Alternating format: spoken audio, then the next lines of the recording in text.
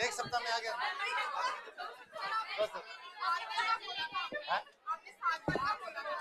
7 दिन में आ गया था जोधपुर। हाँ जी, गुड मॉर्निंग। मैंने कहा था ना आ जाऊंगा यार, आ तो गया। अरे 7 दिन का कहा था। चल, अरे उधर जोधपुर हो गई थी 9 दिन क्लासें, और फिर आ गया था मैं। फिर कोई मेंस का रिवीजन बेस था, उसमें 2 दिन क्लासें लगा दी। हाँ, मेरी याद आ रही थी आपको? Miss you too. हाँ, झूठ बोल रहा हूँ? अरे नहीं नहीं, सच में बहुत ज्यादा मिस कर रहा था, है ना। बार बार नवीन जी कह रहा था D8 में भेजो, D8 में भेजो। हाँ, आपको मैंने पत्र नहीं लिखा? लिख रखे हैं, गाड़ी में पड़े हैं, देने हैं आपको।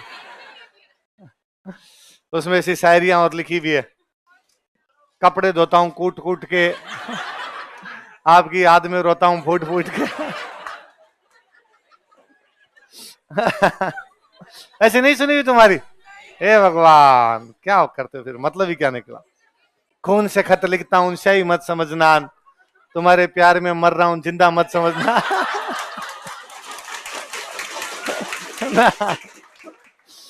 पहले गांव में तो यही हताइयां होती थी जी। चलो, हाँ, ये लिखवा तुम, बोलो। किसको लिख के भेज रहा है तुम? क्या पढ़ा था लास्ट क्लास में? क्या बात करते हो, गिरीश सुमेल, सच में? अरे यार, ये तो कोइंसिडेंस। मैं जोधपुर में अभी एक बैच में पढ़ा रहा था, उसमें भी लास्ट गिरीश सुमेल ही हुआ। उनको मैंने कहा वापस 7 दिन में आके वापस पढ़ाऊं।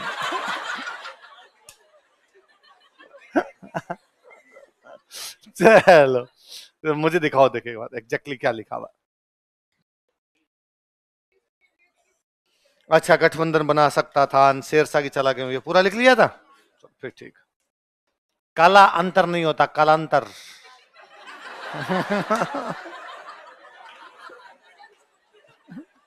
याद लिख काल अंतर, या लिख काला अंतर, तुम लिखा काला अंतर। और गलतियां देखूंगा मैं तेरे।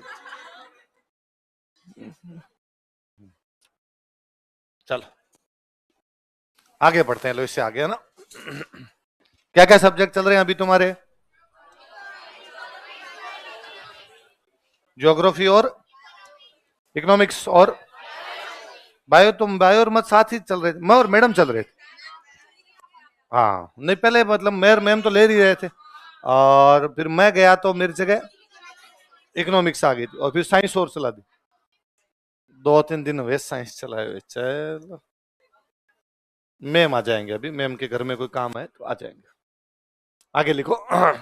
इसी में हेडिंग डालो, उम्मा दे।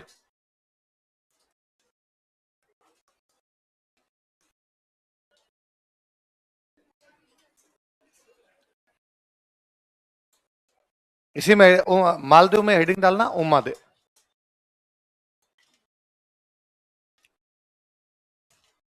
किधर घूम रहे, अरे जड़े बना बना के।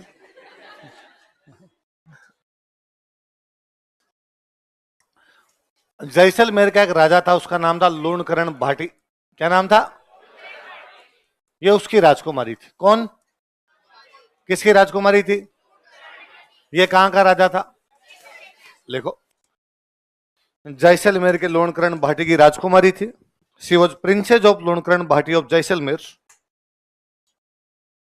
जैसलमेर के लूणकरण भाटी की राजकुमारी थी। She was princess of Lunkaran Bhati of Jaisalmer.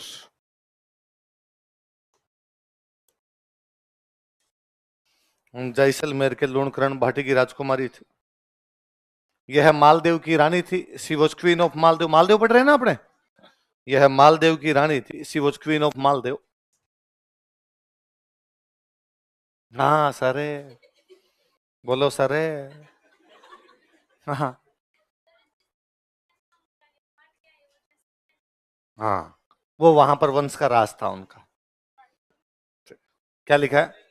यह मालदेव की रानी थी। She was queen of Maldev. देखो, बहारमली नामक दासी के कारण, ड्यू टू ए कॉन्क्यूबाइन नाम नेम्ड बहारमली, बहारमली नामक दासी के कारण, ड्यू टू ए कॉन्क्यूबाइन नेम्ड बहारमली, बहारमली नामक दासी के कारण, due to A कॉन्क्यूबाइन named बहारमली,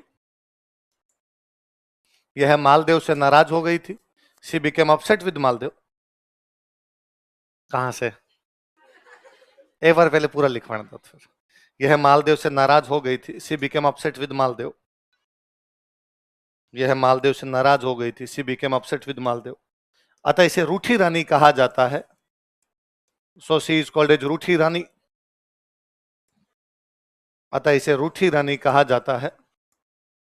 so she is called as Roothi Rani. अरे बातें मत करो तो तुम फिर। अतः इसे रूठी रानी कहा जाता है। So she is called as Roothi Rani. इसने अपना कुछ समय अजमेर के तारागढ़ किले में बिताया था। She spent some time in Taragarh fort of Ajmer. इसने अपना कुछ समय अजमेर के तारागढ़ किले में बिताया था। She spent some time in Taragarh fort of Ajmer. इसने अपना कुछ समय अजमेर के तारागढ़ किले में बिताया था। She spent some time in Taragarh fort of Ajmer. तथा बाद में केलवा चली गई थी। And later on she moved to Kelwa. Kelwa Rajsamand में एक जगह। तथा बाद में केलवा चली गई थी। And later on she moved to Kelwa. तथा बाद में केलवा चली गई थी। And later on she moved to Kelwa. लो वापस लिखो, देखे फटाफट लिखो। उमा दे हेडिंग डाल लो। लिखो, यह जैसलमेर के लूणकरण भाटी की राजकुमारी थी। She was princess of Lunkaran Bhati of Jaisalmer. Jaisalmer के लूणकरण भाटी की राजकुमारी थी।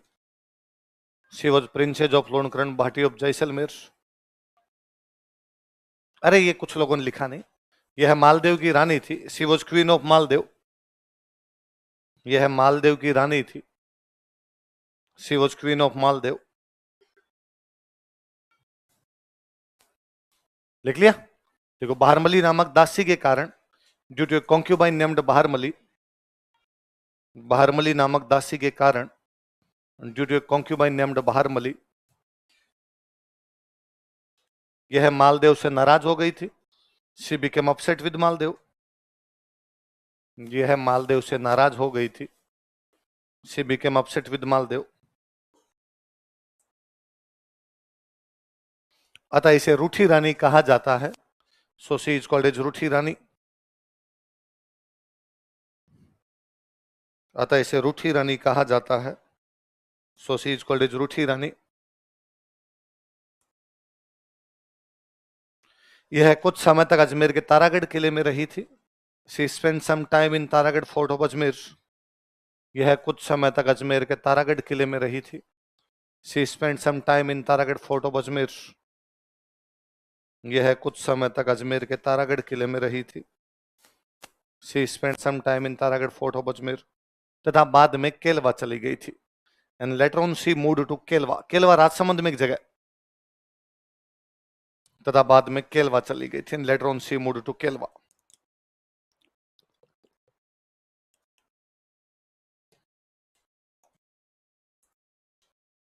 लिखना मत कुछ, एक बार सुनना, देखो बातें।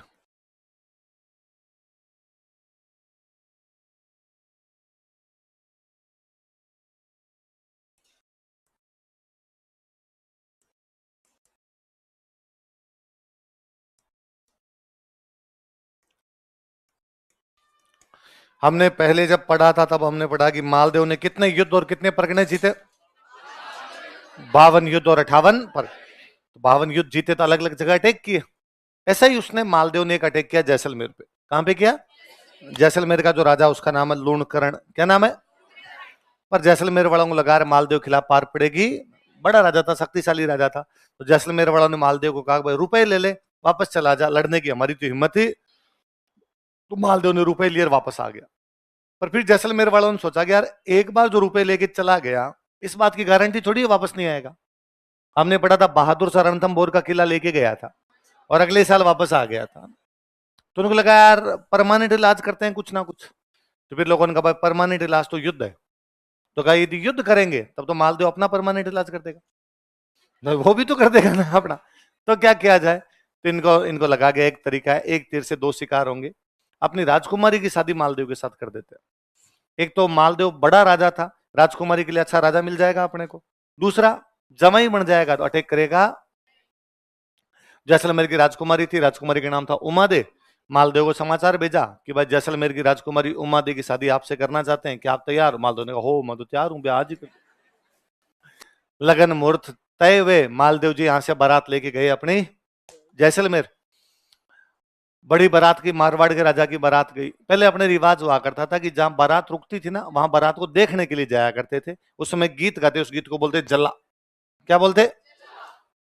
लिखो आप, हेडिंग डालो एक जल्ला।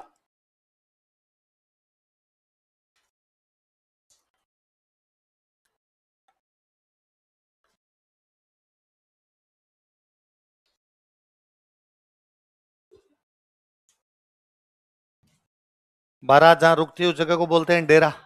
क्या बोलते हैं? राजकीय प्राथमिक विद्यालय। और क्या होता है यार, बारात कहाँ रुकती है? ये तो शहरों में आए और भाई साहब पता चला मैरिज गार्डन नाम की भी कोई, वरना तो गांव में सीधा था स्कूल में रुक जाएगी। एक दिन स्कूल की छुट्टी कर देंगे, टाबर राजी कि कल मीठा भी मिलेगा और स्कूल की छुट्टी भी हो जाए। तो बारात का डेरा देखने जब महिलाएं जाती है उस समय जो गीत गाती है, गीत कौन सा है? देखो, बारात का डेरा देखने जाते समय महिलाओं द्वारा गाया जाने वाला गीत। Women sing this song when they go to watch camp of baraat. बारात का डेरा देखने जाते समय महिलाओं द्वारा गाया जाने वाला गीत। Women sing this song when they go to watch camp of baraat. बारात का डेरा देखने जाते समय महिलाओं द्वारा गाया जाने वाला गीत। Women sing this song when they go to watch camp of baraat. बारात का डेरा देखने जाते समय महिलाओं द्वारा गाया जाने वाला गीत कौन सा होता है? बॉक्स बंद करो अलग से ताकि अलग से याद रहे। प्री में क्वेश्चन आएगा, जल्ला क्या है? ग्रासिया महिला के नाक का एक आभूषण। बांसवाड़ा में की जाने वाली मक्का की किस्म। चांद पे भेजी गई एक छोटी तस्तरी। और बारात का डेरा देखने जाते समय गाया जाने वाला। और आप वहां करोगे कि तस्तरी हो सकती है, जलती भी गई होगी, इसका मतलब नाम क्या हो गया? जला नहीं, जला क्या है? एक गीत है जो कब गाया जाता है? तो सारी भाई जैसलमेर की महिलाएं बारात का डेरा देखने गई और सबने बड़ी तारीफें किया, अरे क्या बारात आई है, इतने हाथी, इतने घोड़े, बींद और फूट रहा लग रहा है, सब तरफ वैसी वैसी बातें एकदम। अब उमा दे दुल्हन, दुल्हन तो घर से बाहर जा नहीं सकती और उसके मन में आएगा अरे यार जब मेरी बारात इतनी अच्छी है तो मुझे भी देखनी चाहिए। अब आज का टाइम तो है नहीं, आज का टाइम होता शायद उमा दे मालदेव को मैसेज कर देती कि please send some pics of your dera. और मालदेव जी सेल्फी लेके कह देते कि ये मैं हूं, ये हमारा डेरा और ये हमारी। पर मालदेव जी उमादेव ऐसा तो कर नहीं सकते। तो उमादेव को लगा क्या किया जाए, तो उसको लगा किले के ऊपर चढ़ के देखती हूँ, भाई किला सबसे ऊपर, नीचे का सब कुछ दिखेगा, तो किले के ऊपर चढ़ के देखती हूँ तो मुझे बारात भी दिख जाएगी।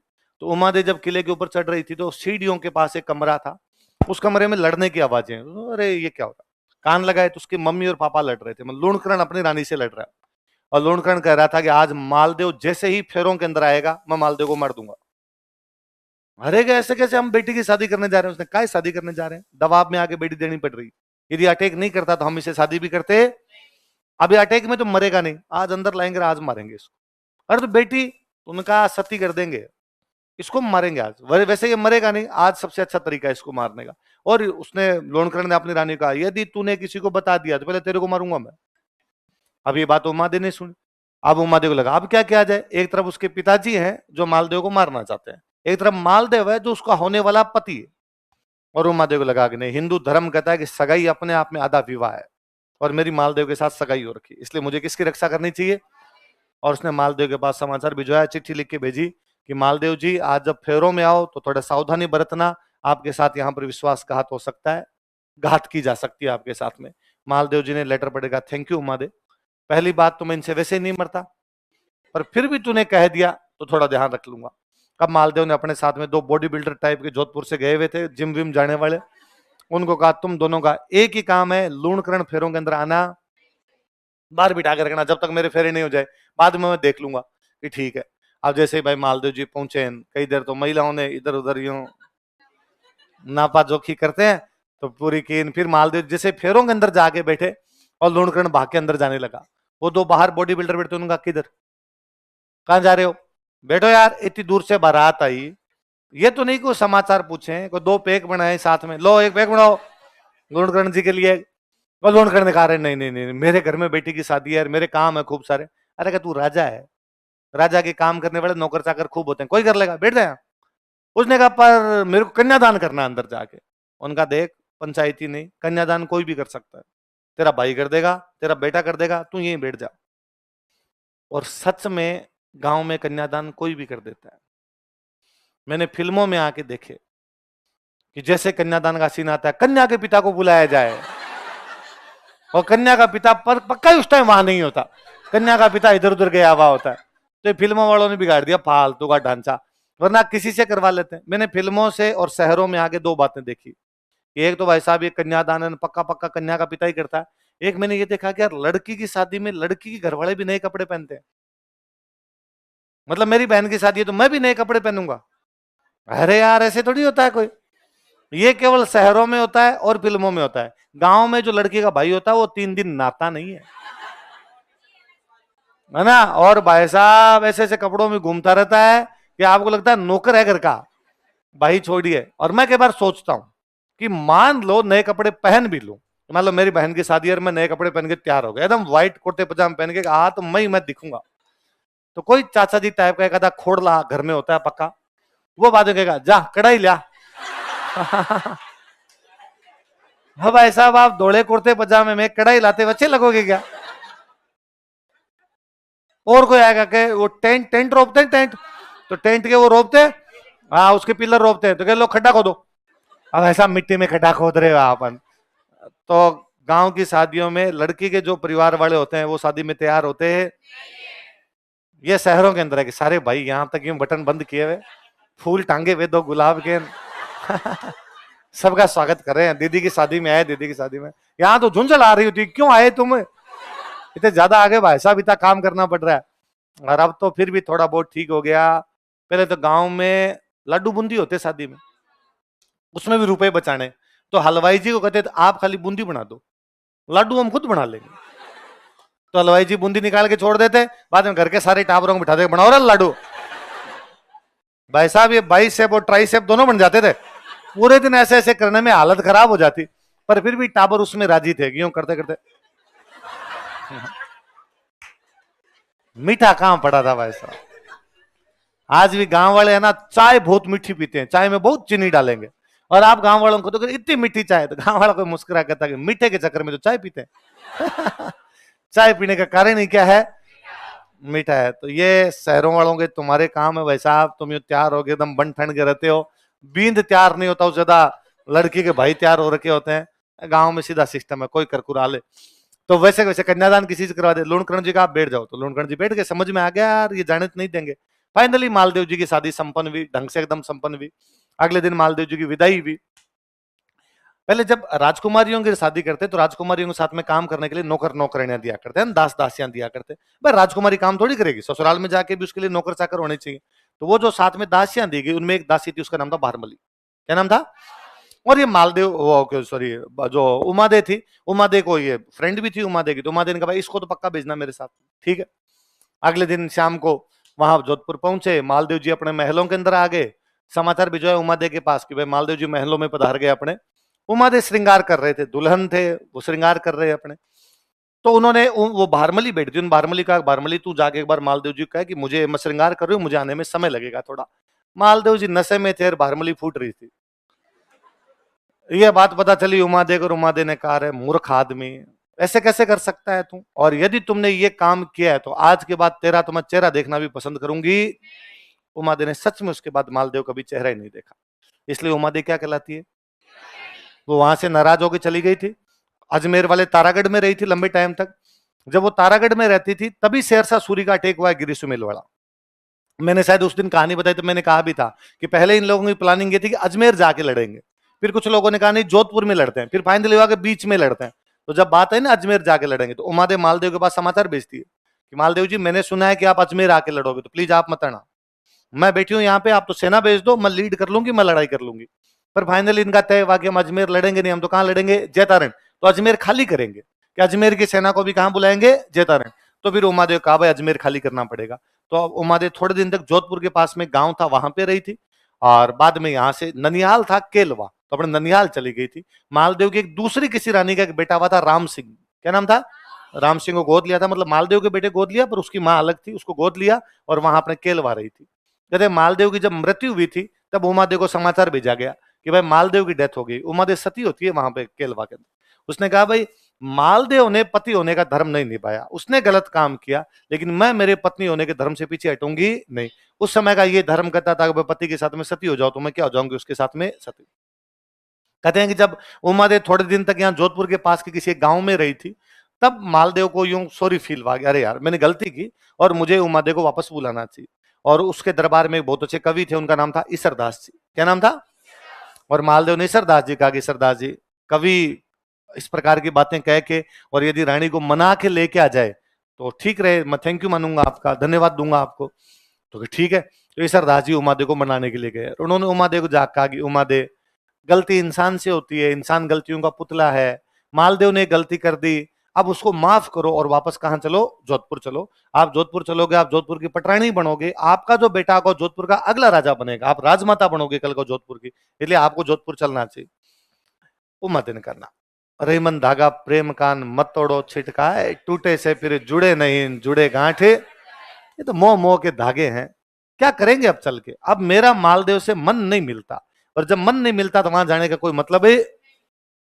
सरदार ने वापस समझाया कि जोधपुर के लिए, राज्य के लिए, आपका बेटा अगला राजा बनेगा, इस बात को सोच के वहां पे चल लो। तो उमादे ने वापस कहा कि सरदार जी आज मैं चलूंगी तो लोग हंसेंगे मेरे पे, कि उस दिन तो मुंह फुला के आ गई थी और आज एक बार मनाने के लिए भेजा, आ गई वहां पे। ये सरदार जी ने कहा कुछ ही नहीं होगा, आप चलो वहां मेरे साथ में, मालदेव लोगों के बीच में माफी मांगेगा, आपकी इज्जत बढ़ जाएगी। जब मालदेव जैसा बड़ा राजा जो है वो उमादे से माफी मांग रहा है, पक्का? हाँ ठीक है। तो उमादे साथ में तैयार हो गए, भाई मैं चलती हूँ, सरदार जी के साथ आ रहे हैं। ये बाकी रानियों को पता चला कि कौन आ रही है वापस, बाकी रानियों को पता तो उम्मादे आ गई तो पटरानी बनेगी, तो अपनी दुकानदारी बंद। और महिलाओं में ईर्ष्या जो होती है वो कूट कूट के भरी होती है ना, उसमें कोई कमी किसी प्रकार की। लड़कियों मानती हो कि नहीं मानती तुम्हें से? होती है? हाँ शाबाश, सच्चाई स्वीकार कर ले। लड़के सर है वो तो है, उसमें नेचर को बदले नहीं। तो बाकी रानियों ने, एक कवि और थे उनका नाम था आसानंद जी। क्या नाम था? आसानंद जी को जाके, आसानंद जी सुना आपने कुछ, उम्मादे वापस आ रही है? उनका कैसे? अरे गए वो तो ईसरदास जी मना के ला रहे हैं, और आप बताओ महिलाओं का स्वाभिमान होता है कि नहीं होता? साहब कैसे नहीं होता? तो उम्मादे वापस आ जाएगी, फिर किस बात का स्वाभिमान? आसानंद जी ने कहा मैं देखता हूँ। आसानंद जी सामने जाके खड़े हुए, जैसे उम्मादे नजदीक पहुंचे, आसानंद जी जोर जोर से दोहे बोले, मान रखे तो पीऊ तज, पीऊ रखे तज मान, दो दो गेंद ने बंधु एक एक खंबू ठाण। मान रखे तो पीऊ तज, पीऊ मतलब पति, मान मतलब इज्जत, मान रखे तो मतलब इज्जत रखनी है, तो पीऊ तज मतलब पति को छोड़ दे, पीऊ रखे तज मान, और यदि पति को रखना है तो किसको छोड़ दे? इज्जत। मतलब दोनों में से एक मिलेगा, या तो मिलेगा पति या मिलेगी। आज उमादेव की इज्जत है, लोग बातें करते हैं कि साहब उमादेव वो रानी है जिसने मालदेव जैसे बड़े राजा को ठोकर मार दी, उमादेव वो रानी है जिसने मारवाड़ जैसे बड़े राज्य में रहना स्वीकार नहीं किया, उसने कहा नहीं, यदि पति गलती करता है तो मैं उसके साथ में रहूंगी। आज आपकी इज्जत है, कल आप आ जाओगे तो आपको मालदेव जैसा बड़ा राजा मिलेगा, आपको मारवाड़ जैसा बड़ा राज्य मिलेगा, लेकिन ये इज्जत मिलेगी दो दो गेंद न बंधु। गेंद मतलब होता है हाथी, गेंद मतलब दो दो गेंद न बंधु, दो हाथियों को नहीं बांध सकते, एक एक खंभू उठान, एक ही जगह पे दो हाथियों को बांध के, वैसे इज्जत और पति दोनों एक साथ मिलेंगे। उमा देने का नहीं, अपने को चाहिए फुल इज्जत।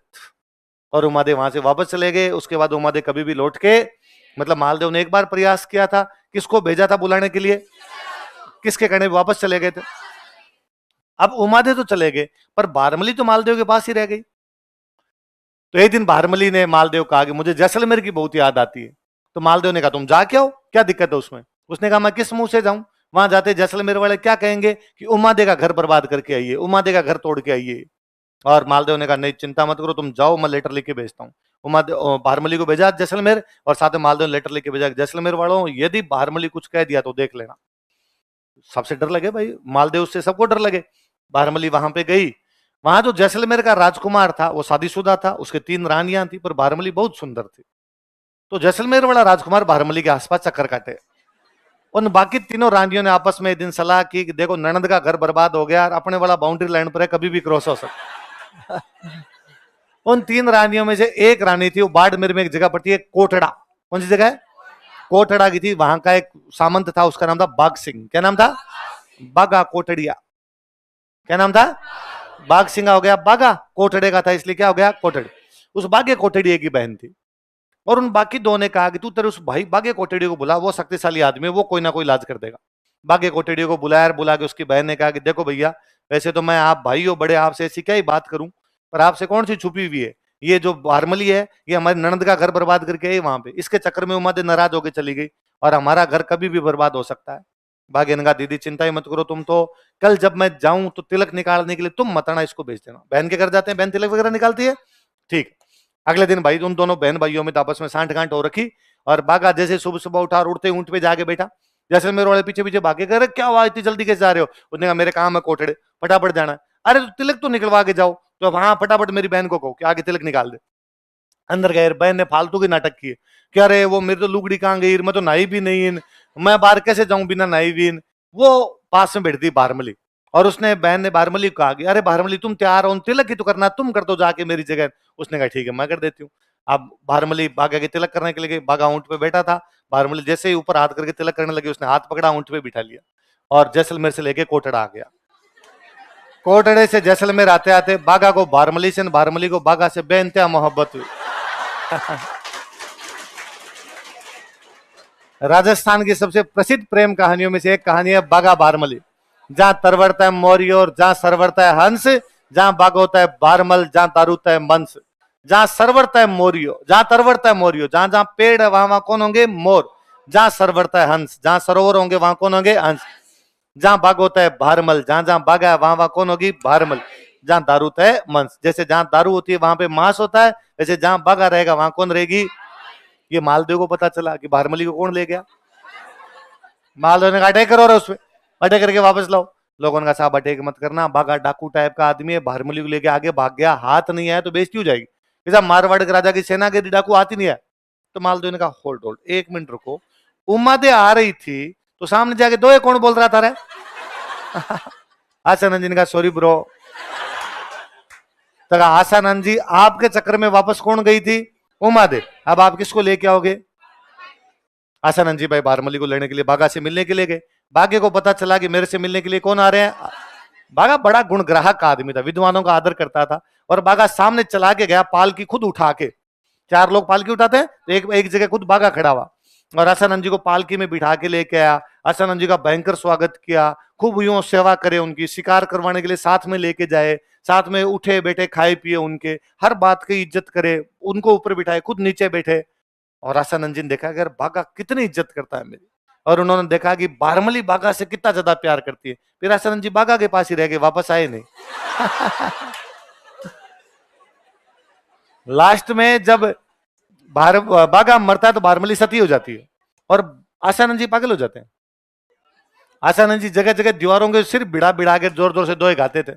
बागा आओ बड़े घर कोटड़ा रातू धनी, जासी फूल जड़े पर बास न जासी बाग जी, ये बागा जैसे फूल झड़ जाता लेकिन उसकी सुगंध कभी भी दिल से जाती, उसकी सुगंध कभी भी जाती नहीं है, वैसे तू चला गया लेकिन तेरी याद मेरे दिल से जाती। ये बागा वापस तो आ कभी। आसानंद जी ने फिर उसी रूप में अपने जीवन त्याग कर दिया था। तो कौन किसकी प्रेम कहानी है? लेगा दरबारी विद्वान।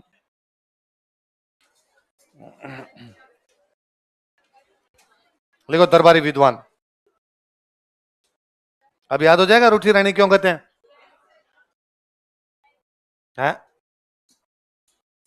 क्या है? ले, फालतू क्या हंस रहे हो? क्या हो गया? बात ही बात ही हंसने की है, सीरियस बात है। लिखो दरबारी विद्वान। अब पहले लिखो आसानंद जी, या आसानंद लिख लो। मतलब प्रेम कहानियों पर तुम हंसते हो?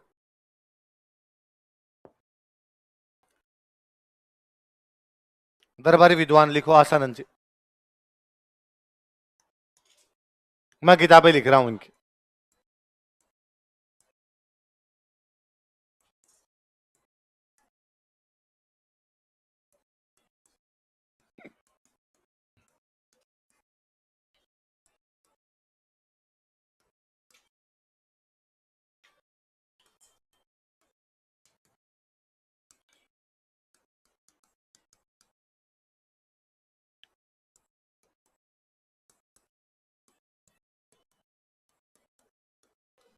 अरे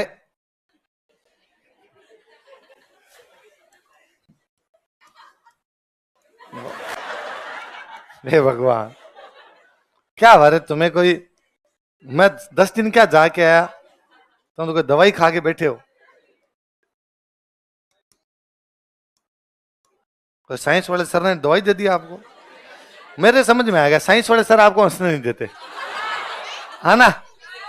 हाँ? हंसाते हैं हुकुम, और फिर आप हंसते हो तो यूं तो नहीं कहते क्यों हंसे?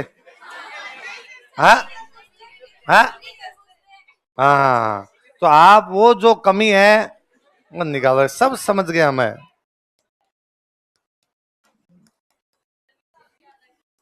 हाँ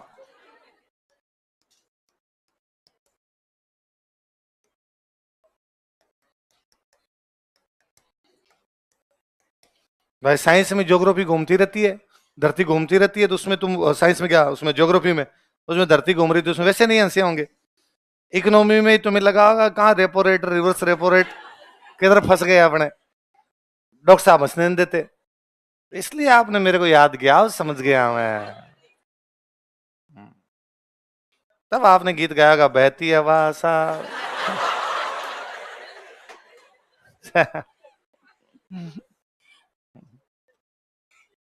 हाँ? मेरे लिए पर्ची आई है, फाड़ दे इसको। हाँ? किसकी व्यवस्था कर दे? छाते की व्यवस्था करें? हाँ कर देंगे। गर्मी आ गई, चलो कर देंगे। करो, बोलो दे किताबों के नाम बोलो। बागा भारमली रात दुआ और गोगा जीरी। पहली बुक का नाम बोलो दोबारा। उमादेव वापस गए थे आसानंद जी के कहने पे, तो क्या हो गया? उमादेव भटियाणी रहा कवि, भारतीयों की राजकुमारी तो भटियाणी होगी, जैसे हाड़ाओं की हाड़ी रानी है वैसे भटियाणी होगी। फिर वो किसके साथ, आसानंद जी किसके साथ जाके रहे थे? बागा भारमली। तो एक कौन सी होगी? बागा भारमली रात। आगे हम पढ़ेंगे अपने एक देवता वे गोगा जी महाराज, उन पे दोहे लिखे, ये दोहों के नाम ही होते हैं, पेड़ीन कुंडलियां अलग अलग बोलते हैं। तो ये क्या होगी आपकी बुक का नाम? गोगा जीरी। तो तीनों के नाम बोलो कौन कौन से।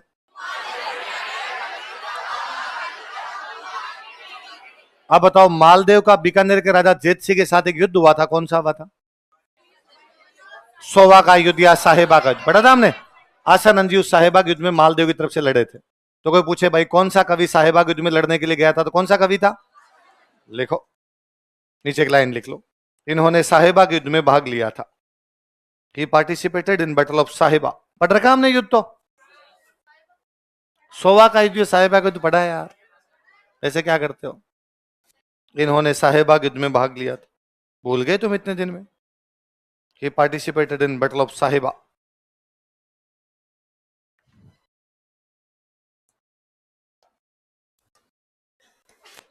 अगले लिखो भाई, ईश्वरदास जी।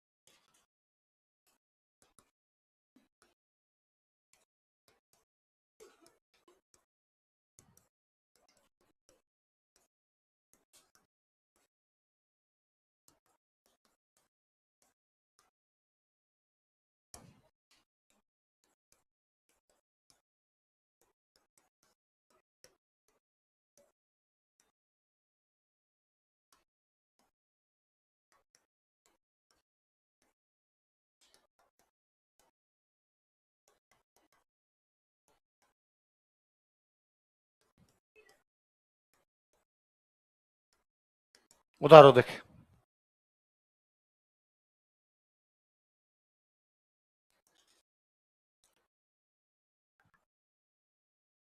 हम्म, गर्मी या सर्दी? गर्मी। हाँ,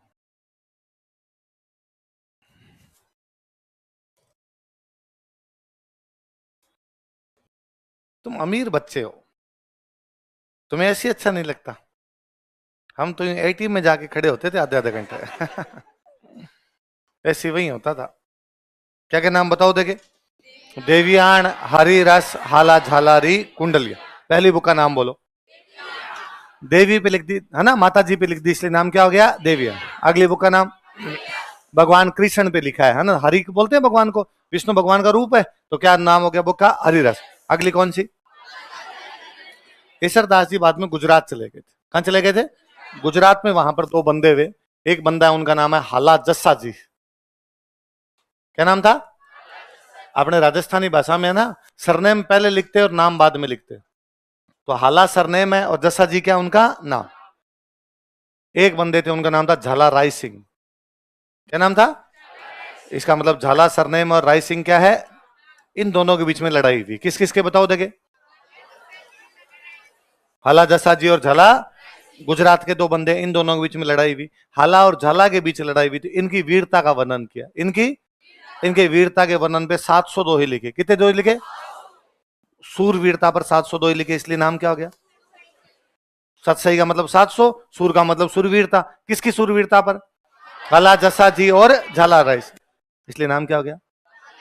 कुंडलिया मतलब दोहे, तो हाला झाला के दोहे लिखे। कितने दोहे लिखे? 700। किस बात के लिखे? सूरवीरता, इसलिए नाम क्या हो गया इसका? सूर।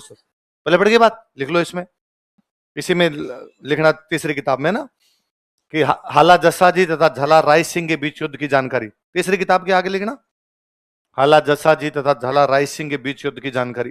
Information about a battle between हाला जस्सा जी एंड झाला राय सिंह।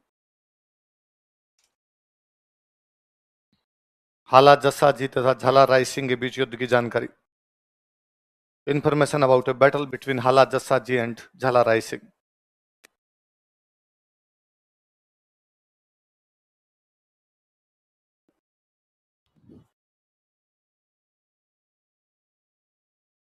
ईश्वरदास जी ना बाद में देवता हो गए थे। लोग पूजा करते हैं इनकी, ईश्वरो सो परमेश्वरो, बोलो देखे। ईश्वर परमेश्वर के समान हो गया। तो क्वेश्चन पूछा हुआ है कि राजस्थान का कौन सा कवि लोक देवता के रूप में पूजा जाता है? लिख लो नीचे, लाइन चेंज करके लिखो ना, अलग से लिखना। ईश्वरदास जी पश्चिमी राजस्थान में लोक देवता है। Ishwardas ji folk deity in western Rajasthan.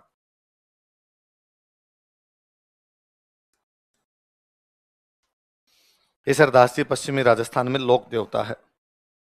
Ishwardas ji folk deity in western Rajasthan. पश्चिमी राजस्थान में लोक देवता है। Ishwardas ji folk deity in western Rajasthan. अब लिखो स्थापत्य कला, आर्किटेक्चर, स्थापत्य कला।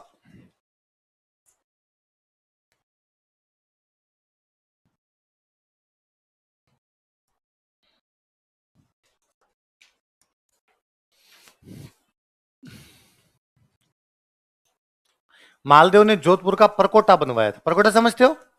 लिखो। जोधपुर का परकोटा बनवाया था। He built rampart of Jodhpur. किसने? जोधपुर का परकोटा बनवाया था। He built rampart of Jodhpur. Jodhpur का परकोटा बनवाया था। He built rampart of Jodhpur. तथा कई किलों का निर्माण करवाया था। And build some forts. तथा कई किलों का निर्माण करवाया था। And build some forts.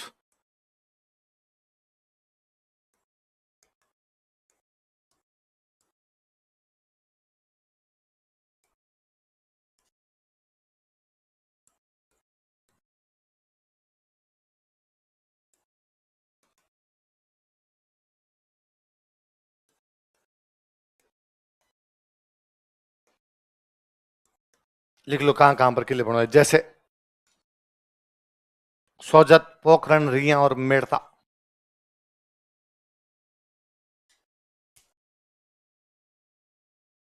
कहां कहां पर किले बनवाए बताओ देखे। सोजत, पोखरण, रिया और मेड़ता। सोजत पड़ता है पाली में, पोखरण पड़ता है जैसलमेर, बाकी दोनों नागौर। कहां कहां पे बनवाए बताओ देखे। सोजत, पोखरण, रिया और मेड़ता। सोजत कहां पे, पोखरण कहां पे, जैसलमेर, रिया और मेड़ता नागौर। कहां भेजे तुम बताओ। नहीं आते।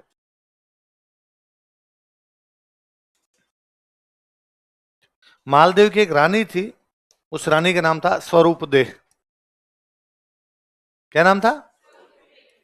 तो इसने जोधपुर में एक तालाब बनवाया, उस तालाब का नाम था स्वरूप सागर। क्या नाम हो गया? स्वरूप सागर तालाब। पर रानी ने बनवाया इसलिए लोगों ने कहना शुरू कर दिया बहु जीरो तालाब। क्या कहना शुरू कर दिया? भाई बहु बहु बोलते हैं तो बहु जीरो तालाब। तो इसको स्वरूप सागर तालाब भी कहते हैं, या इसी का नाम क्या है? लिखो।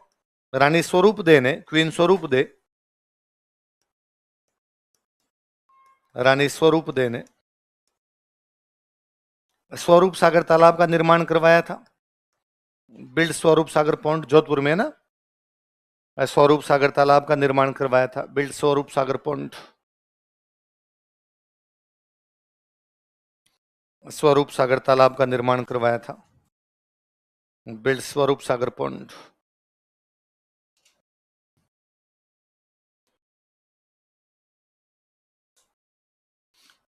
ब्रैकेट में लिख लो बहु जीरो तालाब, पॉन्ड ऑफ बहुजी, ताकि याद रह जाए भाई ये भी नाम है इसका। तो सिंपल पूछ लेगा बहु जीरो तालाब राजस्थान में कहां पर है? कहां पर है बहु जीरो तालाब? लिख लिया? लिख लिया? स्वरूप सागर, बहु जीरो तालाब दोनों नाम लिखे। तो बहु जीरो तालाब किसने बनवाया था? रानी स्वरूप। कहां पे बनवाया?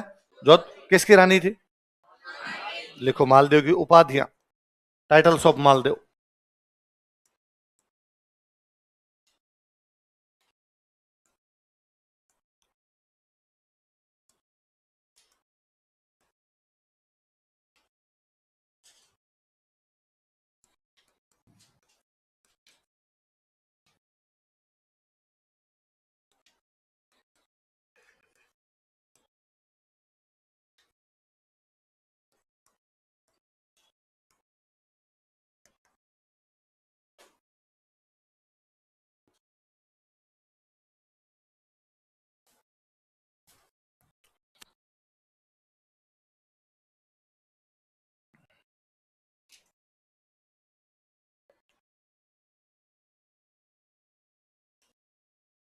क्या क्या उपाधियां बताओ देखे।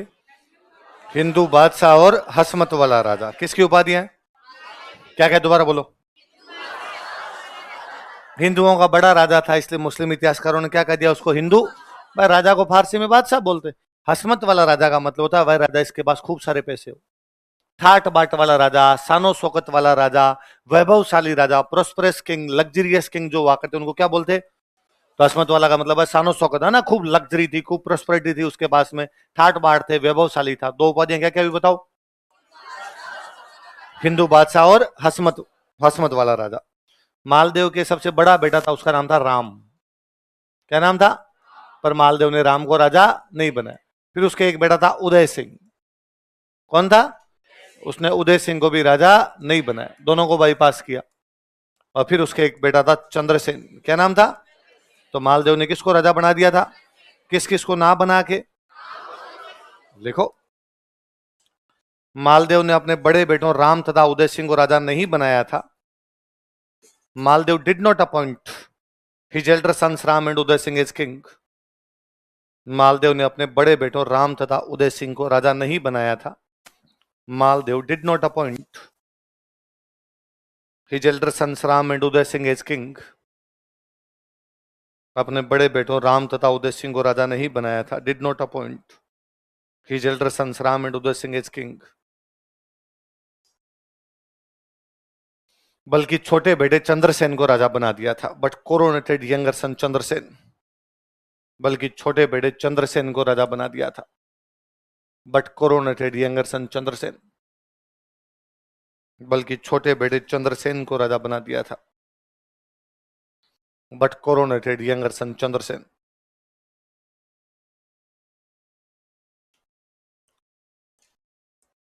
अगला राजा लिखो भाई। राव चंद्रसेन। चंद्रसेन का नाम पहले कहीं पढ़ा है क्या हमने? बताओ। महाराणा प्रताप के राष्ट्रतिलक समारोह में भाग लिया था, पढ़ा था हमने।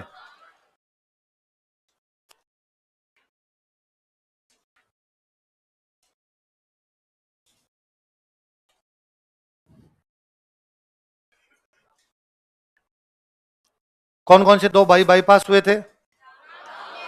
लड़ने आ गए भाई साहब। तो राम और चंद्रसेन के बीच में लड़ाई भी। नाडोल का युद्ध कौन सा होता है? पाली में एक जगह पड़ती है, जगह का नाम क्या है? नाडोल। तो नाडोल का युद्ध किस किस के बीच में? राम और चंद्रसेन। फिर एक और भाई कौन सा था? उदय सिंह। उदय सिंह के साथ फिर चंद्रसेन की लड़ाई भी। लोहावट का युद्ध कौन सा युद्ध हुआ? नाडोल पड़ता है पाली, लोहावट पड़ता है जोधपुर। और इन दोनों लड़ाइयों में कौन जीतता है आपका? चंद्रसेन। तो चंद्रसेन अपने दो भाइयों को हराता है। कौन कौन से दो भाइयों को? राम को कौन सी लड़ाई में? और उदय सिंह को कौन सी लड़ाई? देख लो। इसने राम तथा उदय सिंह को नाडोल तथा लोहावट के युद्धों में हराया था। He defeated Ram and Uday Singh in battles of Nadol and Lohawat, पाली और जोधपुर में ना। इसने राम तथा उदय सिंह को नाडोल तथा लोहावट के युद्धों में हराया था। He defeated Ram and Uday Singh in battles of Nadol and Lohawat. इसने राम तथा उदय सिंह को नाडोल तथा लोहावट के युद्धों में हराया था। नाडोल पाली में, लोहावट जोधपुर में। He defeated Ram and Uday Singh in battles of Nadol and Lohawat. किस किस को हराया बताओ देखे? कौन सी लड़ाइयों में? नाडोल और लोहावट के युद्धों में हराया था। तो राम नाराज होकर चला गया था अकबर के पास। किसके पास चला गया? लिखो। राम अकबर के पास चला जाता है। राम अप्रोच्ड अकबर, उसको अप्रोच करता। राम अप्रोच्ड अकबर। राम अकबर के पास चला जाता है। राम अप्रोच्ड अकबर। राम किसके पास चला जाता है? अकबर के पास चला जाता है। अकबर को लगा ये तो ठीक है भाई। एक तो चंद्रसेन के पिताजी कौन? मालदेव। अकबर का पिताजी कौन? हुमायूं। तो अकबर नाराज था कि यार मेरे पिताजी हुमायूं को मालदेव ने ढंग से सहायता। फिर मालदेव पर अटैक करने के अकबर की हिम्मत नहीं हुई, क्योंकि मालदेव बड़ा राजा था। लेकिन अब तो मालदेव के खुद के राज्य में फूट पड़ गई। मालदेव के तो बेटे ही लड़ रहे हैं, तो ठीक है एक बेटे को अपने पक्ष में ले लेते हैं, तो मारवाड़ पे कब्जा आराम से हो जाएगा। तो उसने 1564 में राम की सहायता के लिए अपना एक सेनापति भेज दिया, हुसैन कुली खान। किसको भेज दिया? किसकी सहायता के लिए? कब? 1564। किसके खिलाफ? चंद्रसेन। किसके खिलाफ? चंद्र। लिखो। 1564 ईस्वी में, इन 1564 एडी, 1564 ईस्वी में, 1564 एडी, राम की सहायता के लिए, टू हेल्प राम, राम की सहायता के लिए, टू हेल्प राम, अकबर ने हुसैन कुली खान को भेजा। अकबर सेंट हुसैन कुली खान। अकबर ने हुसैन कुली खान को भेजा। अकबर सेंट हुसैन कुली खान।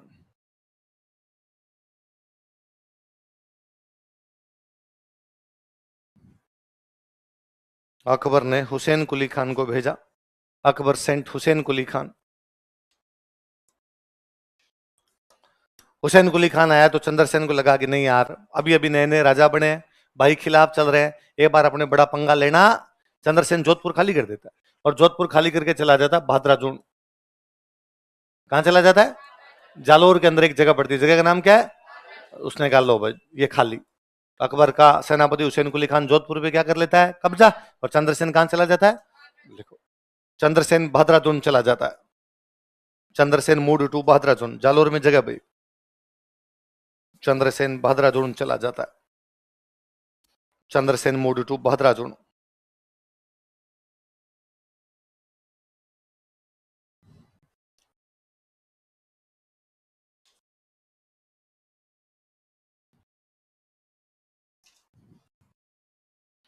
भगवान कृष्ण के एक बहन थी, उनका नाम था सुभद्रा।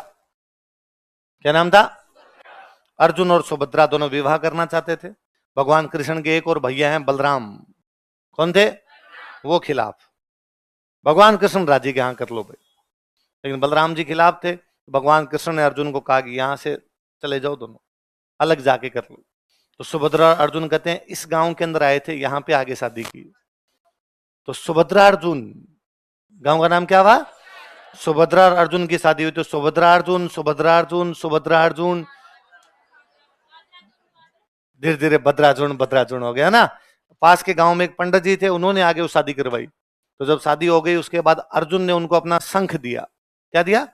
शंख होता है मंदिर का। सुभद्रा ने अपनी बाड़ी दी। बाड़ी समझो, कानों में जो बाड़ी पहनते, बाड़ी दी। तो अर्जुन ने क्या दिया? शंख। सुभद्रा ने क्या दी? बाड़ी। એટલે भाद्रार्जुन के पास गांव में शंख बाड़ी। गांव का नाम ही क्या है? तो चंद्रसेन चुपचाप जोधपुर खाली करता है। जोधपुर खाली करके कहां चला जाता है? भाद्रा। अकबर ने इधर कब्जा कर लिया। इन बिटवीन 1570 की बात है। कब की बात है? 1570। अकबर अपने ख्वाजा मोइनुद्दीन चिश्ती की दरगाह आया हुआ है। कहां पे ख्वाजा मोइनुद्दीन चिश्ती की दरगाह? अकबर इस दरगाह पे 14 बार आके गया था। कितनी बार? अकबर इस दरगाह पे आया हुआ है।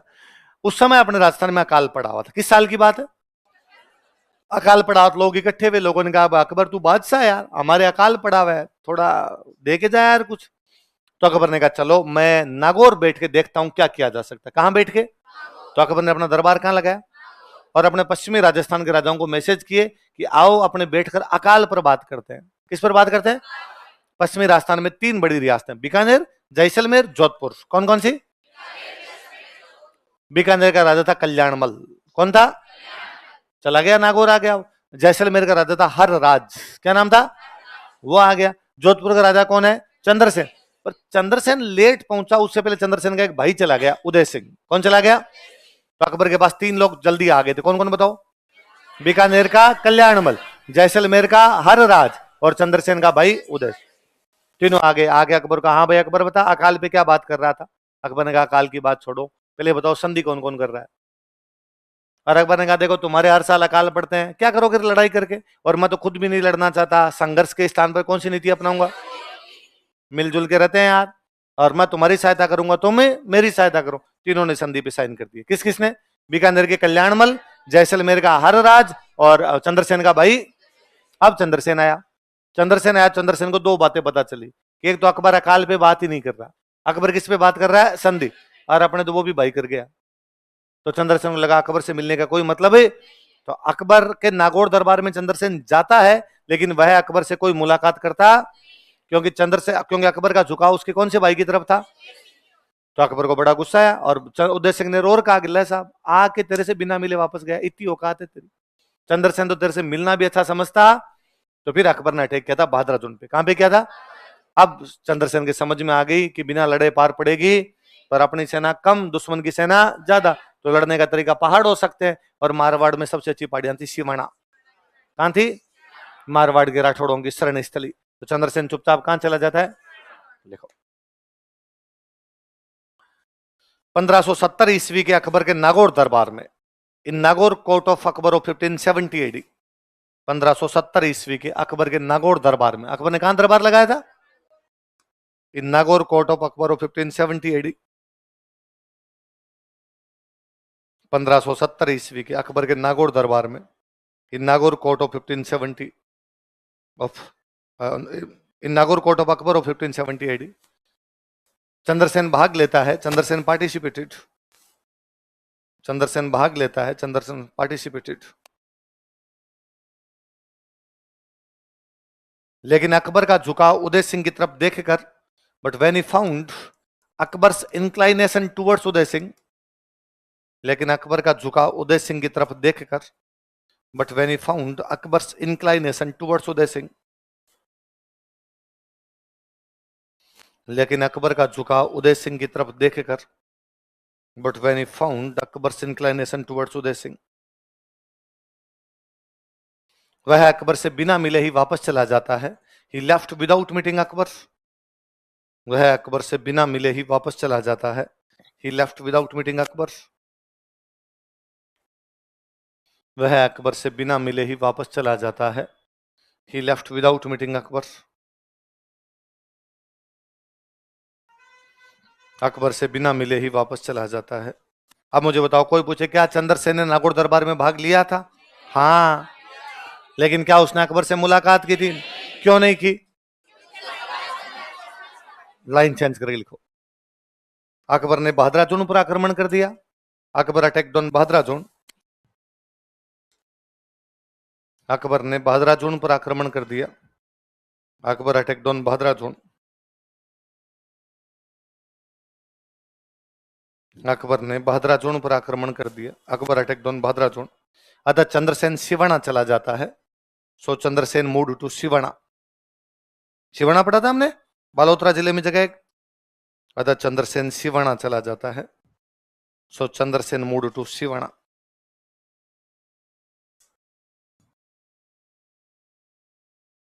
चंद्रसेन कहां चला जाता है? अब अकबर को लगा और क्या किया जाए। जोधपुर और बीकानेर वाले वैसे तो भाई भाई थे, जोधपुर वाले भी राठौड़ थे, बीकानेर वाले भी, पर इनमें बननी बंद हो गई थी सोवा की लड़ाई के बाद, क्योंकि मालदेव ने जैत सिंह को मार के बीकानेर पे क्या कर लिया था। अब बीकानेर का राजा कल्याणमल जैत सिंह का बेटा, जोधपुर का राजा चंद्रसेन मालदेव का बेटा, और कल्याणमल ने अकबर से क्या कर ली? संधि। और अकबर ने कल्याणमल का, कल्याणमल कभी चंद्रसेन के बाप ने तुम्हारे बीकानेर पे कब्जा किया था, अब मैं तुम्हें बीकानेर सौंपता हूं, तुम संभालो, बदला लेने का समय आ गया। अब कल्याणमल ने कहा ठीक है, तो मैं तो बीकानेर संभाल रहा हूं, तो जोधपुर कौन देखेगा? तेरे बेटे को भेज दे। और कल्याणमल का बेटा था राय सिंह, क्या नाम था? तो अकबर ने जोधपुर किसको सौंप दिया? ताकि राठौड़ों में आपस में फूट पड़ी रहे और ये कभी भी मेरे खिलाफ गठबंधन नहीं बना जाए, आपस में लड़ते भिड़ते रहेंगे, अपने को लड़ने की आवश्यकता नहीं है। तो कहां के राजकुमार को जोधपुर सौंप दिया गया? बीकानेर। वो राजकुमार कौन है? देखो, अकबर ने बीकानेर के राजकुमार राय सिंह को जोधपुर का प्रशासक बना दिया। Akbar appointed Bikaner prince Rai Singh as administrator of Jodhpur. Akbar ने बीकानेर के राजकुमार राय सिंह को जोधपुर का प्रशासक बना दिया था। Akbar appointed Bikaner prince Rai Singh as administrator of Jodhpur.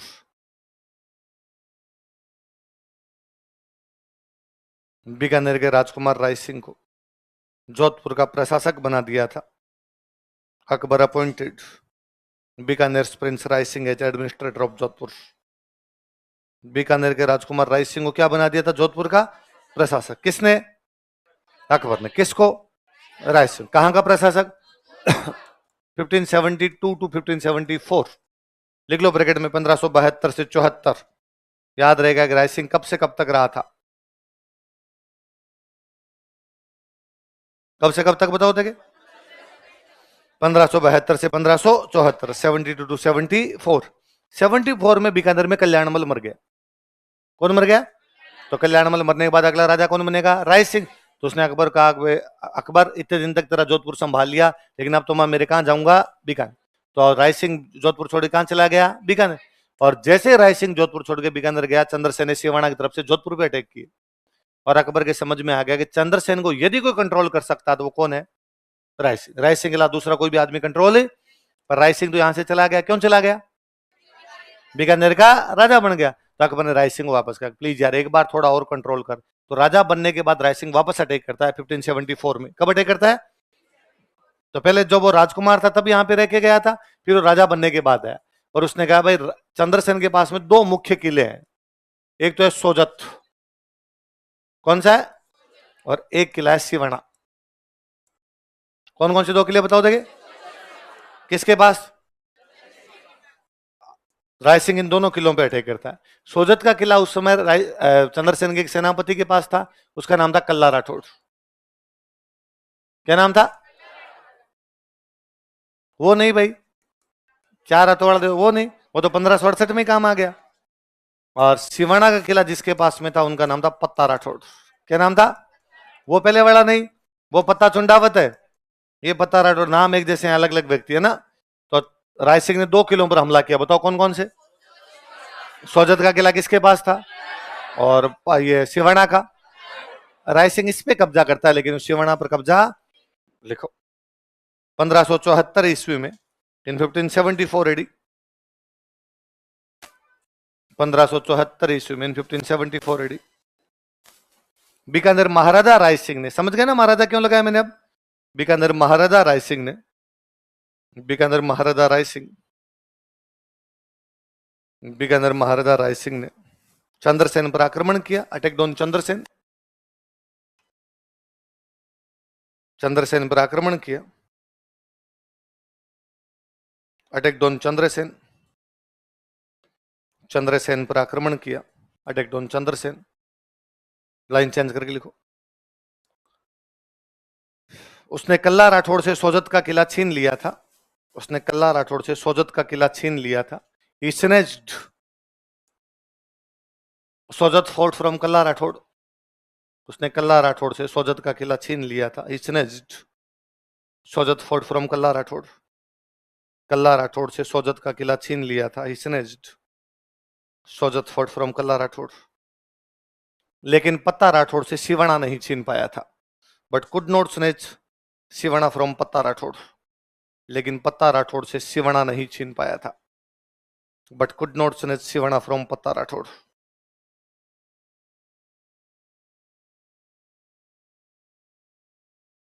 लेकिन पत्ता राठौड़ से सिवाना नहीं छीन पाया था। But could not snatch Siwana from Patta Rathore. किससे कौन सा छीन लिया था? कल्ला राठौड़। क्या छीन लिया था, लेकिन क्या नहीं छीन पाया? किसे? अब चंद्रसेन के पास में कौन सा किला है? सिवाना। अकबर ने 1576 में अपना एक सेनापति चेंज किया, इस बार सेनापति था शाहबाज खान। कौन था? और शाहबाज खान को कहा तू कहां पर हमला कर? अब सिवाना। और सिवाना पर कब्जा कौन करता है? शाहबाज खान। कब करता है? लिखो, 1576 ईस्वी में, इन 1576 एडी, 1576 ईस्वी में, इन 1576 एडी, मुगल सेनापति शाहबाज खान ने, मुगल कमांडर शाहबाज खान, मुगल सेनापति शाहबाज खान ने, मुगल कमांडर शाहबाज खान, मुगल सेनापति शाहबाज खान ने सिवाना पर अधिकार कर लिया था। कैप्चर्ड सिवाना,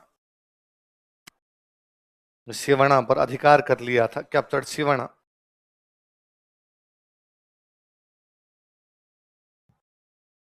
सिवाना पर अधिकार कर लिया था। कैप्चर्ड सिवाना। किस पर अधिकार कर लिया? कब? अब आप वापस है ना, चीजें जोड़ना थोड़ी।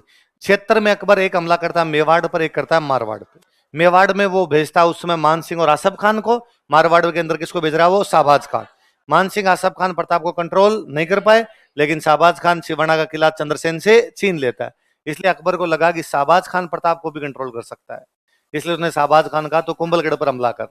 इसलिए शाहबाज खान ने कुंभलगढ़ पर 3 आक्रमण किए, 77, 78 और 7। मतलब बड़ी बात है आपकी, जुड़ गई चीजें। इसी साल 76 के अंदर ही जैसलमेर का राजा हर्राज, कौन राजा है? अकबर से संधि हो गई उसकी, उसने एक किला और घेर लिया, पोखरण। कौन सा किला? अब चंद्रसेन के साथ समस्या कि पोखरण का किला घेर के कौन बैठा हुआ है? जैसलमेर का राजा हर्राज। अब चंद्रसेन लगा कि किला बचाया जाए या नहीं बचाया जाए। यदि किले को बचाने के लिए जाएंगे सेना मरेगी। तब दो है कि आपको सेना हर्राज के खिलाफ लड़ते हुए मरवानी है या अकबर से लड़ना है। या तो हर्राज से लड़ो या किससे लड़ो? अकबर। तो व्यक्ति को एक बार डिसाइड करना पड़ता है कि क्या करना है। क्या चंद्रसेन डिसाइड किया? अकबर से लड़ेंगे। हर्राज से लड़ना, वीडियो और पटवारी के एग्जाम नहीं देने, देना तब तो RSI से देना, दूसरे एग्जाम देने। ऐसा किसने डिसाइड किया? जयमल। जयमल पढ़ा था हमने, जयमल। जयमल कहां का राजा था? मेड़ता कहां का राजा था? अकबर ने मेड़ता पर कब्जा कब कर लिया था? 1500। तो जयमल कहां चला गया था? मेवाड़। तो जयमल जब मेवाड़ जा रहा था ना रास्ते में अपने सैनिकों के साथ में, तो रास्ते में एक भील डाकू था, मल्लू भील। क्या नाम था? डाकू थे वो। और उन डाकुओं ने जयमल को और इनको घेर लिया। और जयमल को और इनको घेर का हथियार रखो, जो जो सामान तुम्हारे पास रख दो सारे के सारे नीचे। तो जयमल का जो सेनापति था उसने जयमल से पूछा, अठे के बठे? क्या पूछा? अठे या यहां या वहां? हियर एंड अंडे बंडे ओडे कोडे अठे या बठे? और जयमल ने उसको कहा बठे। और जैसे जयमल ने कहा बठे, उन सब ने अपने हथियार रख दिए, जो धन था वो सारा रख दिया और चले वहां से। मल्लू भील ने कहा जयमल को, रुक रुक भाई रुक, हथियार वापस ले जाओ, भले सामान वापस ले जाओ, पहले ये बताओ तुमने आपस में बात क्या की? छोड़ यार, तेरे क्या लेना है, हमें काम जाना है यार, जाने दे, तू हथियार उठा चल। उसने कहा नहीं यार, जितनी संख्या हमारी उतनी संख्या तुम्हारी। हट्टे कट्टे मालूम होते हो, लड़ते तो क्या पता बच भी सकते थे, पर इतनी जल्दी सरेंडर कर गए। और ये बोला क्या था पहले ये बता दो। तो जयमल ने कहा, इस सेनापति ने मेरे से पूछा कि इन डाकुओं से यहां जंगल में लड़के मरना है या अकबर के खिलाफ चित्तौड़ चल के लड़ना है? मैंने कहा था वहां लड़ेंगे। छोटी मोटी लड़ाइयां लड़नी, व्यक्ति के जीवन की लड़ाइयां क्या होनी चाहिए? बड़ी होनी चाहिए, इसलिए वहां जाके लड़ेंगे। मल्लू भील फैन हो गया था। मल्लू भील ने कहा, हथियार रखो, मैं तुम्हारे साथ चल रहा हूं, अकबर से लड़ूंगा। मल्लू भील जयमल के साथ ही आया था, है ना? तो कई बार आपको तय करना पड़ता है कि लड़ाई कहां लड़नी है और लड़ाई किससे लड़नी है। इसलिए व्यक्ति की पहचान उसके दोस्तों से नहीं होती, व्यक्ति की पहचान उसके दुश्मनों से होती है। आपके दुश्मन हमेशा क्या होने चाहिए? बड़े। छोटी मोटी लड़ाई नहीं लड़नी, चिंदी चोरी वाली लड़ाई लड़नी। आप लड़ाई लड़ते हो पार्किंग में, पार्किंग वाले भैया से लड़ लेते हो, गाड़ियां नहीं लगाने दी, सीट के लड़ लेते हो, मेरी सीट पे क्यों बैठ गया था सर? नहीं, इस प्रकार की लड़ाई अपने को लड़नी।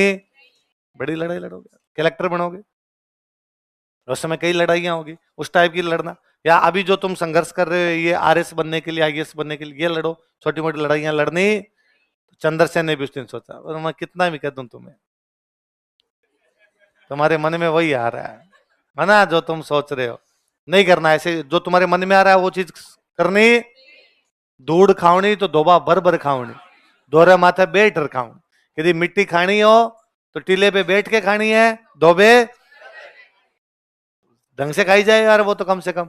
पर चंद्रसेन को लगा कि नहीं, हर राज के खिलाफ लड़के अपनी एनर्जी को वेस्ट करना।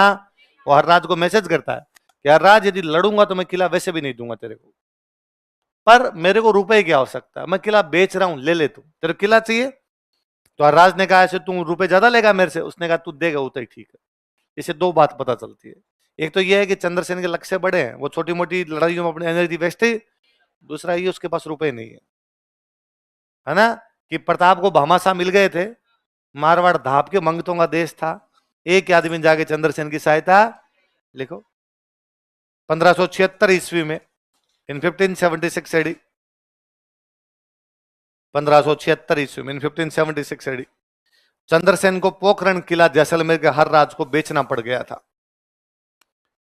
चंद्रसेन को पोखरण किला जैसलमेर के हर राज को बेचना पड़ गया था। Chandrasen had to sell Pokhran fort.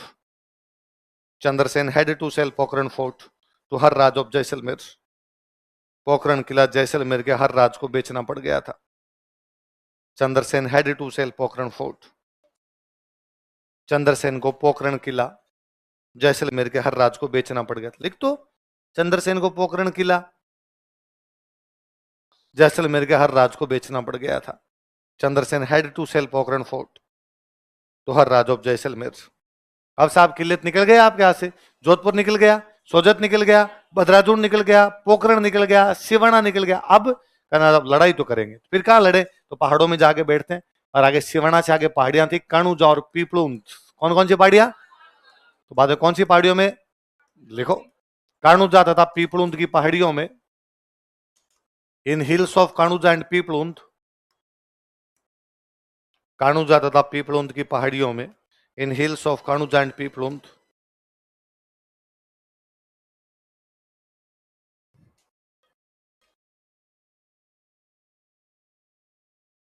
Chandrasen ने अकबर के खिलाफ संघर्ष जारी रखा। Chandrasen continued the struggle against Akbar. Chandrasen ने अकबर के खिलाफ अपना संघर्ष जारी रखा। Chandrasen continued his struggle against Akbar. Chandrasen ने अकबर के खिलाफ अपना संघर्ष जारी रखा। Chandrasen continued his struggle against Akbar.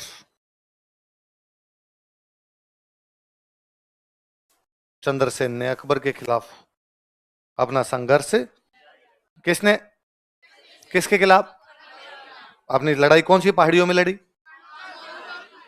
फिर बीच में उसको लगा यहां भी पार नहीं पड़ेगी। फिर चंद्रसेन यहां से कुछ दिन के लिए जाता है मेवाड़। कहां जाता है? फिर यहां चला गया था डूंगरपुर। हमने पढ़ा था डूंगरपुर के आसकरण ने चंद्रसेन को अकबर के खिलाफ शरण दी थी, पढ़ा था। और फिर उसे लगा ऐसे पार नहीं पड़ेगी। फिर वो मालवा की तरफ अटैक करता है। कहां अटैक करता है?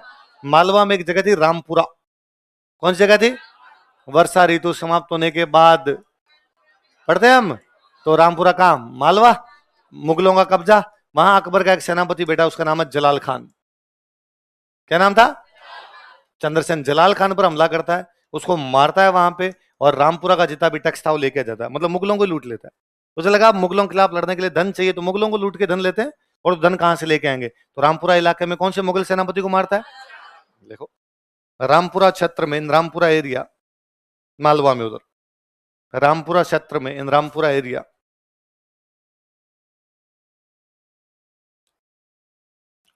चंद्रसेन ने मुगल सेनापति जलाल खान को हराया था। चंद्रसेन डिफीटेड मुगल कमांडर जलाल खान। चंद्रसेन ने मुगल सेनापति जलाल खान को हराया था। चंद्रसेन डिफीटेड मुगल कमांडर जलाल खान।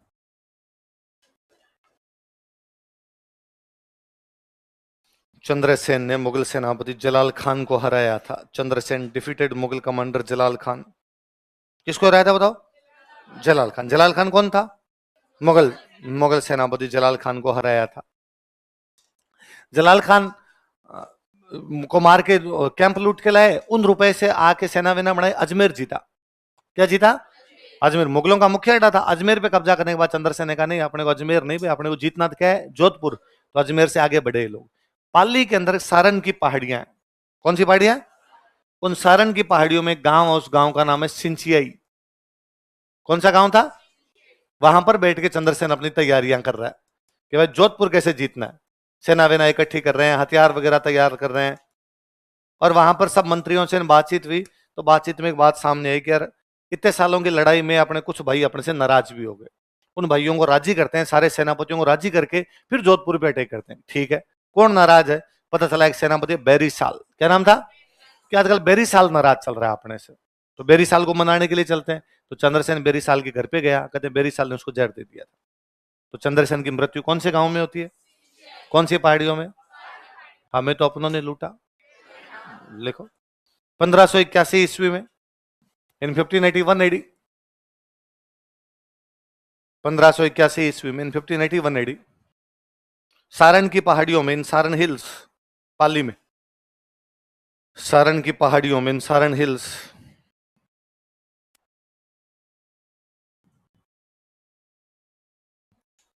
सारण की पहाड़ियों में, इन सारण हिल्स। क्या लिखा मैंने बोर्ड पे? कौन सी पहाड़ियों में? बोल, देख देखे बोर्ड पे कैसे लिखा हुआ। अपने काटने के बाद सिंचियाई नामक स्थान पर चंद्रसेन की मृत्यु हो गई थी। Chandrasen died at place named Sinchiyai. उसी लाइन में कंटिन्यू करो। सिंचियाई नामक स्थान पर चंद्रसेन की मृत्यु हो गई थी। Chandrasen died at place named Sinchiyai.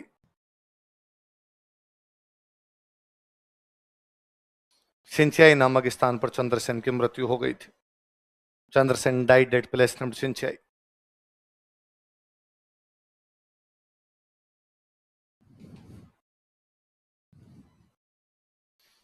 Line change लिखो। उसने आजीवन अकबर की अधीनता स्वीकार नहीं की थी। He did not accept supremacy of Akbar for lifelong. उसने आजीवन अकबर की अधीनता स्वीकार नहीं की थी। He did not accept supremacy of Akbar for lifelong. उसने आजीवन अकबर की अधीनता स्वीकार नहीं की थी। He did not accept supremacy of Akbar for lifelong. लिखो चंद्रसेन की उपाधियां।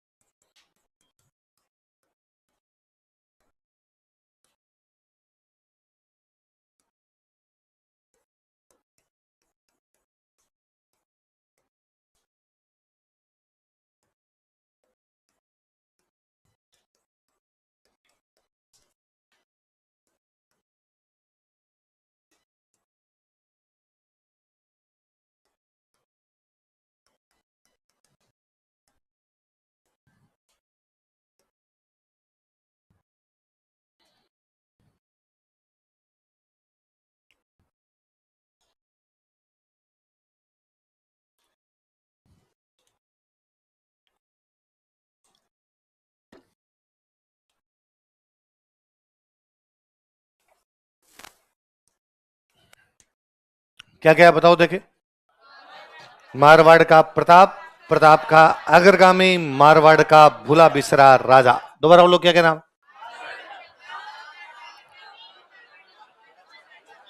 मारवाड़ का भूला बिसरा। अपने तीसरे से शुरू करते हैं। तीसरी क्या उपाधि बताओ देखिए। चंद्रसेन को मारवाड़ का भूला बिसरा राजा कहा जाता है। क्यों? क्योंकि जितना याद प्रताप को किया गया उतना याद चंद्रसेन को। प्रताप को जन जन जानता है। क्या प्रताप को जानने के लिए हिस्ट्री पढ़नी जरूरी है? क्या आप जब तक स्प्रिंग बोर्ड एडिशन लिया तब तक प्रताप को नहीं जानते थे? चंद्रसेन को कई लोगों ने आज ही पढ़ा है। नहीं पढ़ रखा। यदि किसी का हिस्ट्री सब्जेक्ट नहीं रहा हो तो चंद्रसेन के बारे में जानता। जबकि जैसे महाराणा प्रताप अकबर के खिलाफ लड़े वैसे चंद्रसेन अकबर के खिलाफ। लेकिन चंद्रसेन बुला दिए गए, लेकिन प्रताप को बुलाया क्या कारण था? कारण यह है कि प्रताप के मरने के बाद अगला राजा कौन बना? अमर सिंह। क्या उसने अकबर की अधीनता स्वीकार कर ली थी? ना, वो अकबर से लड़ा है। 1615 में जाके उसने अमर सिंह की अधीनता भी स्वीकार की, लेकिन उस संधि में भी शर्तें उसकी है। मैं नहीं आऊंगा, रिया आएगा, रिया आएगा। और फिर मैंने बताया था इन्होंने बहुत जल्दी संधि तोड़ दी थी। कर्ण सिंह आ गया था, वो खुर्रम को शरण दे रहा था। जगत सिंह आ गया, चित्तौड़ किले की मरम्मत करवा रहे हो। और राज सिंह तो खुल के आ गया था, जजिया भी नहीं देंगे, हम तो शादी भी नहीं करने देंगे किसी को, औरंगजेब को यहाँ पे मूर्तियां भी नहीं तोड़ने देंगे, पूरा खुल के आ गया था। अब जब प्रताप के आगे वाले भी लड़ेंगे तो उनका मोटिवेशन कौन होगा? प्रताप। कि भाई अमर सिंह ये कहेगा जैसे मेरे पिताजी लड़े वैसे मैं लड़ूंगा। कर्ण सिंह कहेगा जैसे दादाजी लड़े वैसे मैं लड़ूंगा। इवन हमने पढ़ा कि जगदीश मंदिर वाली प्रशस्ति में लिखा हुआ है हल्दीघाटी युद्ध में हम जीते हैं। राज प्रशस्ति में वापस लिखा हुआ हल्दीघाटी युद्ध के अंदर हम जीते हैं। तो मेवाड़ वालों की परंपरा लड़ाई की बनी रही, वही परिवार राज करता रहा। मारवाड़ में उल्टा हो गया। चंद्रसेन का कौन सा भाई अकबर से संधि कर लेता? नागौर दरबार, उदय सिंह। अब चंद्रसेन के मरने के बाद राजा कौन बना? उदय सिंह। उसकी अकबर से क्या हो रखी है? संधि। क्या वो अपने किसी भी बुक में लिखवाएगा कि चंद्रसेन महान राजा है? यदि वो लिखवाता है कि चंद्रसेन महान राजा है, फिर लोग पूछेंगे भाई कैसे है महान? तो क्या वो अकबर से लड़ा था? फिर तू। अच्छा, उदय सिंह के बाद उदय सिंह के बेटे पोते पड़पोते राजा बनेंगे, क्या वो लिखवाएंगे कि भाई चंद्रसेन महान था? फिर लोग पूछेंगे भाई तुम्हारा दादा पड़दादा? आपकी मान डाकण कुणक है। इसलिए चंद्रसेन के बारे में कोई किताब नहीं, चंद्रसेन की कोई पेंटिंग नहीं। तो चंद्रसेन को धीरे धीरे लोगों ने, जब कंटिन्यू चीजें चलती तो आप पूरा जोधपुर छान मारिए, चंद्रसेन की मूर्ति नहीं है। आप पूरा जोधपुर छान मारिए, चंद्रसेन के नाम पे रोड नहीं है। क्योंकि महाराणा प्रताप के नाम पे राजस्थान छोड़िए, आप तो हरियाणा यूपी एमपी जाइए, हर चौराहे पे महाराणा प्रताप है। तो महाराणा प्रताप फेमस ज्यादा रहे, बाद में चंद्रसेन इतने फेमस ही नहीं रहे, इसलिए मारवाड़ में बुला दिए गए। इसलिए क्या हो गया? मारवाड़ का बुला। ये तो क्या हुआ, आजादी के आसपास में मेवाड़ वालों ने अपनी हिस्ट्री लिखवाई एक बंदे से, गौरी शंकर हीराचंद ओझा। किसे लिखवाई?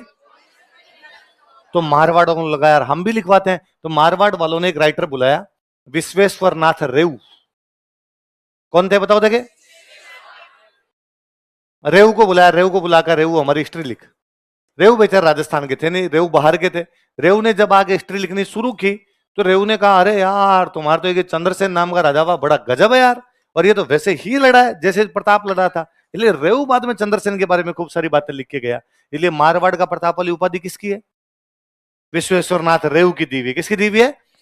लिखो, मारवाड़ का प्रताप के ब्रैकेट में लिखो, विश्वेश्वर नाथ रेऊ के अनुसार, अकॉर्डिंग टू BN रेऊ या विश्वेश्वर नाथ रेऊ।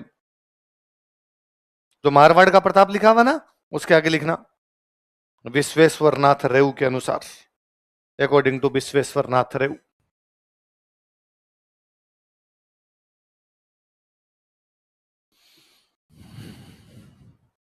किसके अनुसार बताओ देखे? रेऊ के अनुसार। क्या उपाधि है? मारो। फिर लोगों ने कहा भाई साहब रुको, प्रताप राजा कब बने थे? 1572। इसलिए प्रताप ने लड़ना कब शुरू किया? 1562। चंद्रसेन तो 1562 में बन गया, तो प्रताप से पहले से लड़ना शुरू कर दिया। इसलिए वो प्रताप के आगे आगे चल रहा है, आगे को अगर चलने को गामी, इसलिए एक उपाधि क्या होगी? अब आगे तीनों समझे, बताओ क्या क्या तीनों बताओ।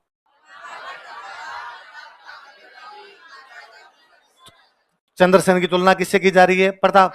किसी भी बंदे की तुलना कब की जाती है? जब दोनों में कुछ ना कुछ समानता हो। तो इसका मतलब चंद्रसेन प्रताप में क्या है? समानता। लिखो, चंद्रसेन तथा प्रताप में समानता है क्या क्या हम देखते हैं। Similarities between Chandrasen and Pratap.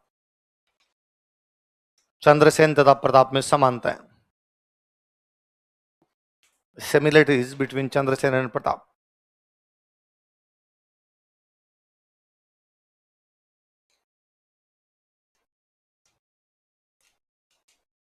एक तो सीधा सीधा ये है कि दोनों ने अकबर की अधीनता स्वीकार, लिखो, एक नंबर लगा के लिखो, दोनों ने अकबर की अधीनता स्वीकार नहीं की थी। Both of them did not accept supremacy of Akbar. दोनों ने अकबर की अधीनता स्वीकार नहीं की थी। Both of them did not accept supremacy of Akbar.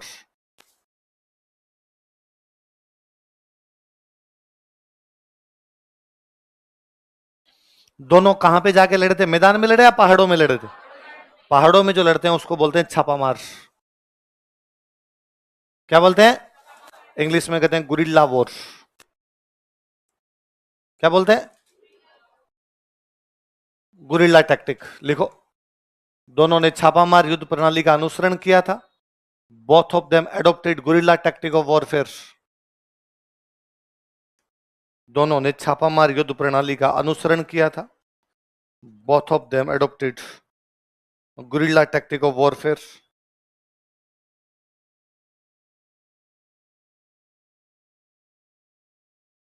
दोनों ने छापामार युद्ध प्रणाली का अनुसरण किया था। Both of them adopted guerrilla tactic of warfare.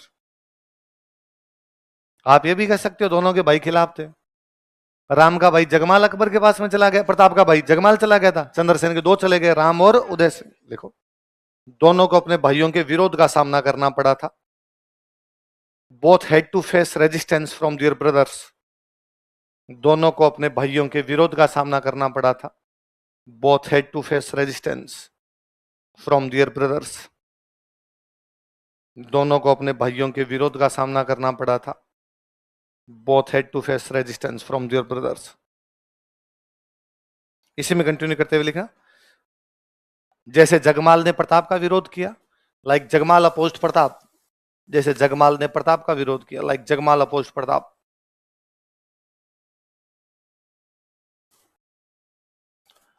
जैसे जगमाल ने प्रताप का विरोध किया, लाइक जगमाल अपोज्ड प्रताप। तथा चंद्रसेन का विरोध राम व उदय सिंह द्वारा किया गया था। And Chandrasen was opposed by Ram and Uday Singh. तथा चंद्रसेन का विरोध राम व उदय सिंह द्वारा किया गया था। And Chandrasen was opposed by Ram and Uday Singh.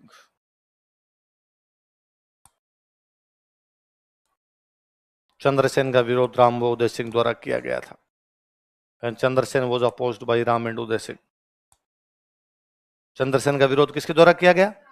आप देखो, प्रताप के हाथ से उदयपुर निकल गया, चित्तौड़गढ़ था ही नहीं उनके पास में। गोगुंदा पे अकबर एक बार कब्जा कर लेता आपका। कुंभलगढ़ में भी एक बार प्रताप को छोड़ के जाना पड़ा था, बीच में थोड़े टाइम के लिए उन्होंने कब्जा किया था, हालांकि वापस छीन लिया था। कुल मिला के इनकी जो बड़ी बड़ी जगह थी उन सब पे क्या कर लिया था? कब्जा। लेकिन क्या प्रताप ने लड़ाई बंद कर दी थी? ये कहा आप इधर देखो, जोधपुर नहीं, बहादुर नहीं, सिवाना नहीं, सोजत नहीं, पोखरण नहीं, लेकिन फिर भी लड़ाई बंद ही। लिखो, दोनों के अधिकांश राज्य पर अकबर ने अधिकार कर लिया था। Akbar captured most of their territory. दोनों के अधिकांश राज्य पर अकबर ने अधिकार कर लिया था। Akbar captured most of their territory.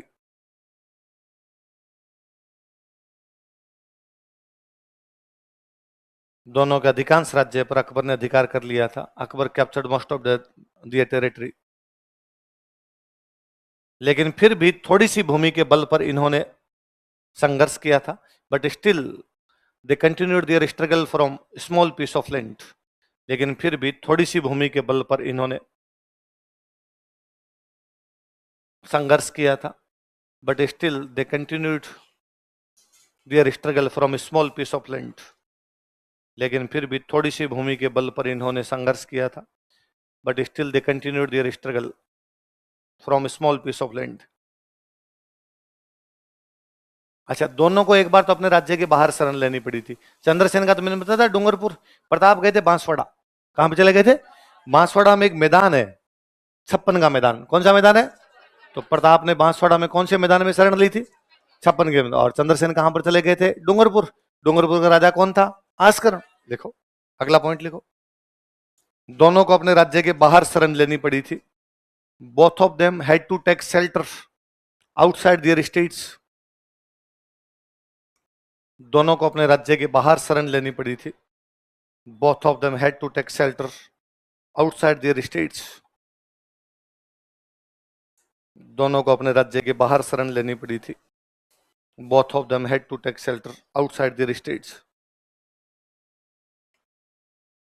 Line change करके लिखो, इसी में लिखना है ना।